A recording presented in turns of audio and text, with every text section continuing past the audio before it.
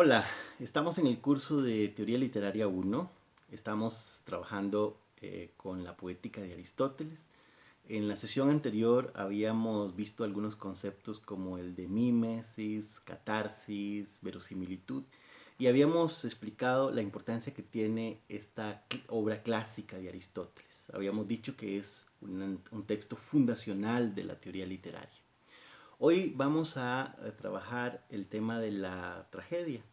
Básicamente, esta obra está dedicada a este género. Sobre los otros géneros hay algunas alusiones, pero lo central es la tragedia. Em, Así que lo esencial entonces es plantear una definición de la tragedia, pero como lo hace Aristóteles, en función de otros géneros, que son en este caso menores, tal y como lo plantea Aristóteles. Son menores en el sentido de que para Aristóteles la tragedia es superior. Básicamente por una razón que está asociada al tipo de personajes que intervienen en la tragedia. Según Aristóteles, en la tragedia los personajes son de la nobleza, son personajes nobles, o por lo menos que tienen unas virtudes que representan estereotipos que están asociados a la valentía, a la bondad, etc. En cambio, la comedia tiene personajes que son inferiores, es decir, que son pertenecientes a unas condiciones sociales más bajas o por lo menos son personajes que encarnan los estereotipos que pueden asociarse a los vicios, a la mentira, etcétera, ¿no? Esto tiene alguna conexión probablemente con las etimologías de ambas palabras.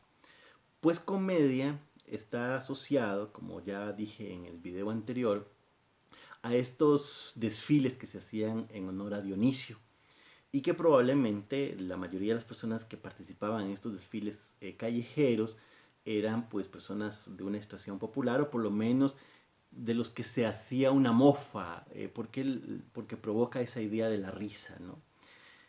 Así que encarnan también un poco la fealdad.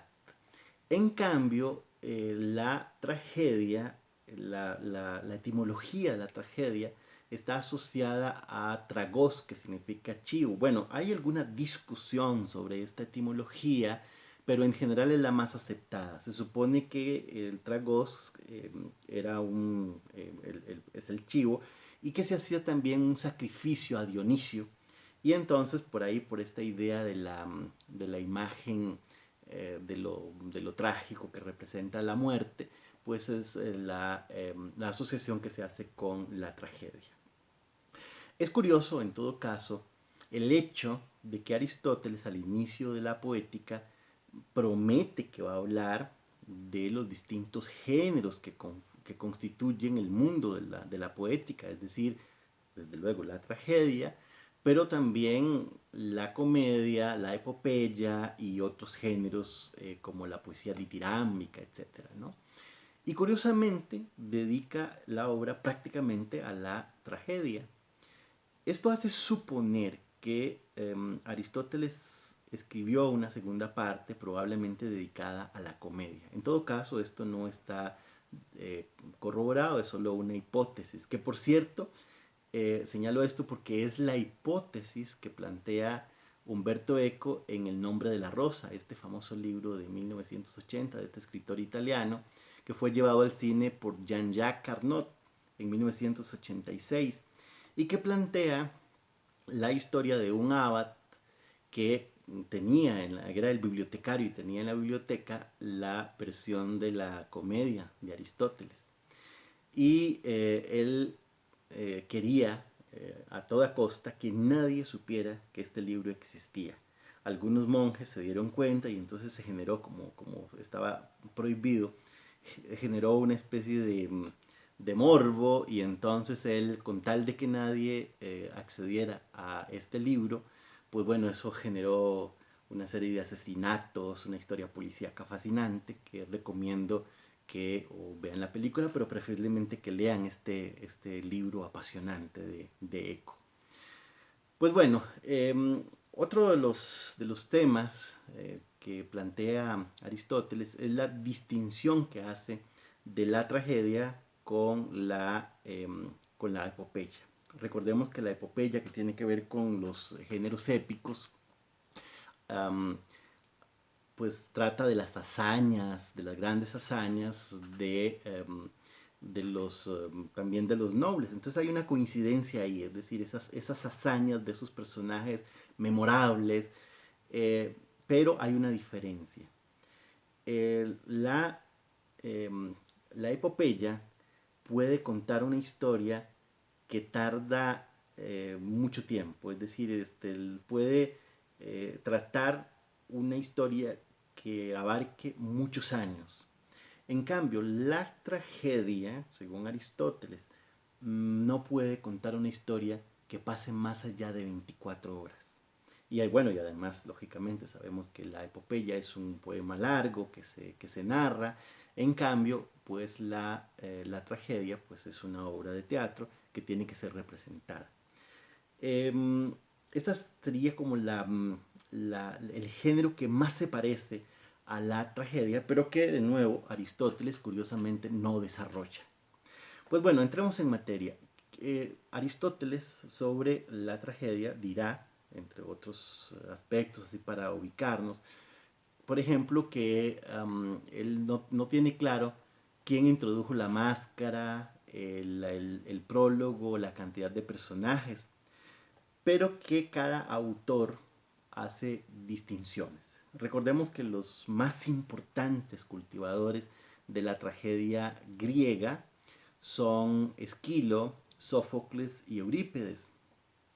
El que inicia la tragedia más reconocido es Esquilo. Sobre Esquilo, Aristóteles escribe que aumentó el número de actores, que le dio mucha importancia al coro y que le dio un gran peso al diálogo. Son algunas de las características que señala Aristóteles que se le atribuyen a Esquilo. Luego viene Sófocles y de Sófocles dirá como características esenciales que le dio mucho más importancia a la escenografía, es decir, que fue mucho más majestuosa la escenografía que planteaba Sófocles en sus obras y que los argumentos de Sófocles son mucho más extensos y que abandona la dicción burlesca que parece que sí existía en otros de los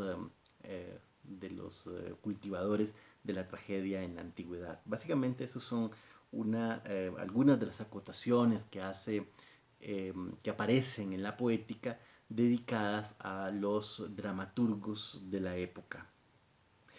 Pero bueno, lo esencial en todo caso de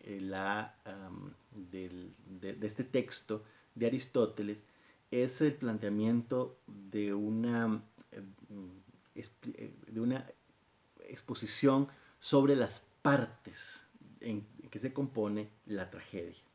Y sobre esto hay que ir con mucho cuidado porque, como les dije, la poética no es un libro que se haya hilado de una manera, digamos, clara, sino que aparecen distintos elementos que aparecen en un momento, luego retoma más adelante, etc.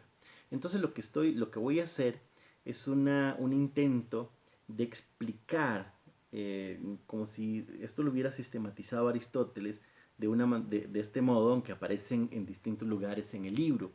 En todo caso, hay una clasificación que se puede dividir en las partes cuantitativas y las partes cualitativas de la tragedia. Voy a empezar por las partes cuantitativas, que tienen que ver con la forma como se escribe la obra. Probablemente estas partes no eran exclusivas de la tragedia, pero bueno, Aristóteles las explica en función de la tragedia. Estas partes que vamos a llamar cuantitativas son básicamente lo que podríamos hablar la estructura, cómo se compone la obra, que tradicionalmente cuando hablamos de una redacción normal uno habla de una introducción, desarrollo, conclusión, más o menos esto es lo mismo, pero en la complejidad de una obra como la tragedia, pues esto es ligeramente diferente. Las partes que plantea Aristóteles son, en primer lugar, el prólogo, luego el episodio, el coro y el éxodo. El prólogo es una introducción que se hace antes de que entre el coro. Una vez que entra el coro, se da paso ya propiamente a la historia, que es como en una obra nuestra, los diferentes actos. Pero es ahí en el episodio donde se cuenta toda la historia. Sin embargo, es importante señalar, tal y como lo plantea Aristóteles, que hay un momento entre el prólogo y el episodio que él llama el párodo. Recordemos que en estas construcciones donde se representaban estas obras que eran estos teatros al aire libre, que todavía pues quedan muchos en Grecia, era un escenario que tenía en los laterales dos entradas. Estas entradas se llamaban párodos. Pues bien, por ahí entraban los personajes y entraba el coro. Entonces había una partecita de la obra que se le llama el párodo, que es el momento en el que entra normalmente el coro. Entra eh, pues ya cantando o simplemente aparece, pero esta partecita de entrada se le conoce como el párodo. Y luego ya sí entra propiamente el episodio, que es el desarrollo en términos generales de la obra, lo que vamos a llamar la parte fundamental, el grueso de la obra. Luego, ya para el cierre, hay una intervención del coro. Recordemos que el coro no es simplemente alguien que canta, no, el coro también tiene una función de actor en la obra. El coro puede dar consejos, el coro puede retomar una idea de un actor, de uno de los personajes y discutir entre ellos sobre lo que está pasando. Eh, es decir, que la representación era realmente un espectáculo. Casi como, imaginémonos, una especie de musical, obviamente guardando las distancias entre lo que actualmente es un musical y lo que en esa época era una obra de teatro. Pero sí era un espectáculo que, pues, bueno, valía la pena verlo y que sin duda alguna su influencia sigue todavía vigente en nuestra cultura, puesto que seguimos todavía con la vigencia del teatro. Y bueno, ya en la parte final está el éxodo, que es cuando ya todo termina, el coro se va y entonces pues puede haber eh, o queda pues esa idea de la salida. El éxodo es eso, la salida del coro. Entonces ya con ese momento, en ese punto, ya ahí termina la obra, exactamente en el éxodo, en la salida propiamente. Bueno, estas son las partes que podríamos llamar las cuantitativas de la obra de la tragedia. Vamos a ver ahora las otras partes que son, digamos, como más esenciales, inherentes propiamente a la obra en sí y que podríamos llamar las partes cualitativas. Son seis. eh, y de estas seis, tradicionalmente, hablamos de tres que tienen que ver con el contenido, que son la fábula, es decir, la historia en sí, los caracteres, que tienen que ver con digamos, la forma de ser de los personajes, y el pensamiento, que es lo que se dice. Estos tres puntos, la fábula, los caracteres y el pensamiento, estarían más asociados al contenido propiamente de la obra. Y luego las otras tres partes son la dicción o la elocución o el lenguaje que se utilice, el espectáculo, que tiene que ver con la escenografía, y el canto, que tiene que ver con la música. Entonces observen que estas tres partes finales más bien las vamos a asociar a cómo se construye la escena para que la historia se cuente. Entonces vamos a ir por partes. Empecemos por la fábula. La fábula es el argumento, es lo que es el entramado de la acción. Voy más adelante a retomar este tema de la fábula o del argumento, porque Aristóteles plantea que hay unas reglas que se tienen que cumplir para la tragedia, específicamente para la tragedia. Ya hablaré de estas reglas que propone Aristóteles. Luego siguen los caracteres o los personajes. No son los personajes en sí, sino más bien lo que los personajes representan. Es decir, aquellas características, lo que los personajes encarnan, porque no se trata de un personaje con un nombre específico, sino más bien el personaje tiene, digamos, encarna una característica, una virtud, un defecto, etcétera, ¿no? Y luego el pensamiento. El pensamiento está determinado fundamentalmente por las ideas de fondo que se quieren expresar. Es decir, aquí hay demostraciones, hay excitación de las pasiones, hay exageraciones, etcétera, ¿no? Es decir, es, por decirlo así, la parte más filosófica de la historia. Entonces, en resumen, tenemos una historia que se cuenta con unos personajes que representan X virtudes o defectos y con una enseñanza o un pensamiento que podríamos llamar lo filosófico. Y luego las otras partes cualitativas, pues son las muy sencillas, como las he ya señalado, tienen que ver con el, propiamente el espectáculo, el, que tiene propiamente la escenografía que se monta, el lenguaje, cómo se enuncia ese lenguaje, es decir, que esta parte tiene que ver más con la retórica, con la forma como los personajes enuncian los diálogos. Y por último, la música. En relación con la música hay algunas traducciones hablan de melopeya, que tiene que ver con los ritmos, tanto en la parte literaria como en la parte musical.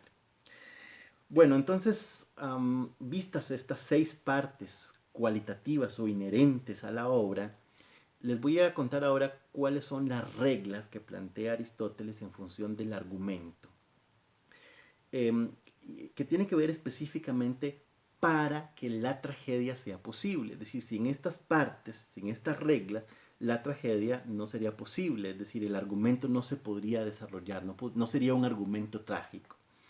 Son 3 partes, son 3 pasos que tienen que existir para que se dé la tragedia. El primer paso, Aristóteles lo va a llamar la peripecia.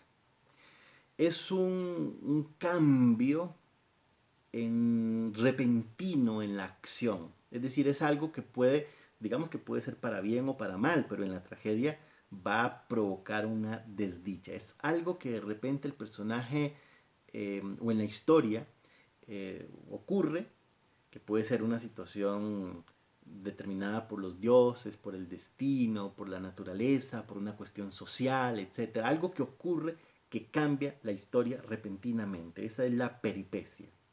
Luego tenemos el conocimiento, el reconocimiento que hace el personaje de la peripecia.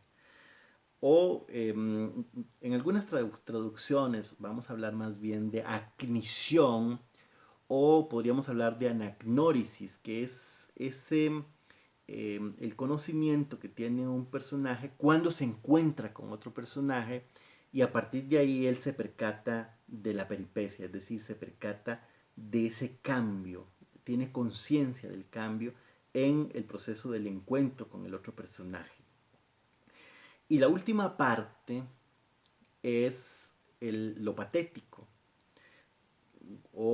también le vamos a llamar el lance patético, que es la determinación que sigue el personaje o que toma el personaje, que resulta trágica, que puede ser la muerte, que se inflige un daño, que es lo que determina la tragedia, el desenlace de la tragedia, ese lance patético. Es decir, cuando el personaje se entera de algo terrible, entonces hay un lance patético.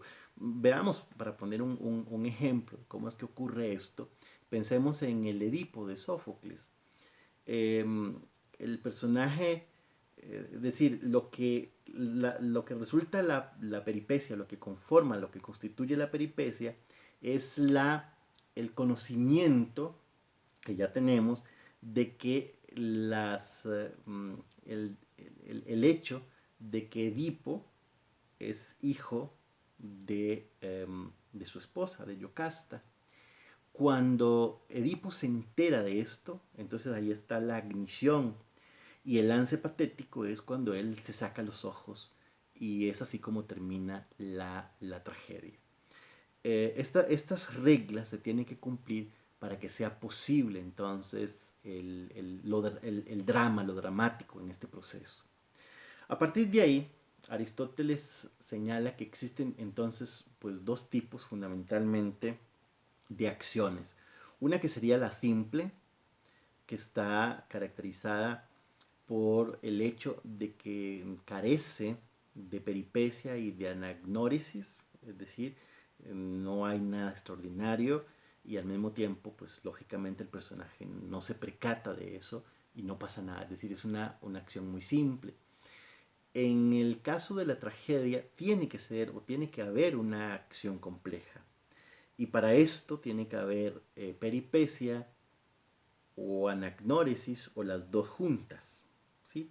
Entonces esto es lo que determina que el drama resulte apasionante, todo este conjunto de situaciones que ocurren a lo largo de la historia que van a terminar en el lance patético. Otro elemento que me gustaría señalar es que a Aristóteles le molestan los finales fáciles. Para él, un final fácil eh, echa a perder una obra. Y el típico final fácil es aquel en el que se monta detrás del escenario una máquina de esas que supuestamente elevaban a un personaje que representaba una deidad que aparecía detrás del escenario y que a última hora resolvía desde atrás, desde arriba, desde una dimensión superior, resolvía todo. No, él dice que este tipo de soluciones que en algunas ocasiones le daban algunos dramaturgos, son pésimas. A este tipo de soluciones tradicionalmente las llamamos Deus ex machina, porque es Dios desde la máquina. Es una idea que supone que la solución viene de afuera, que es una solución externa y que no ocurre dentro de la obra. Es decir, si uno ve, por ejemplo, muchas películas o otras obras de teatro o novelas, a veces uno encuentra que las soluciones son muy fantasiosas y que son externas, ajenas a la historia en sí. Bueno, este tipo de soluciones son las Deus ex machina y a Aristóteles le molestaba muchísimo.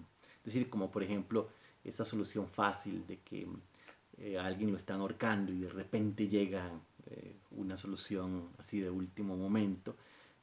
Para Aristóteles estas son soluciones que no son verosímiles, no son creíbles, entonces no le gustan este tipo de soluciones, quiere que las respuestas o el final de la obra salga desde adentro, desde la historia misma y no desde una solución Deus ex machina o una solución externa. Bueno, y hay un último concepto de Aristóteles que me gustaría plantear porque es fundamental, que tiene que ver con las famosas unidades aristotélicas.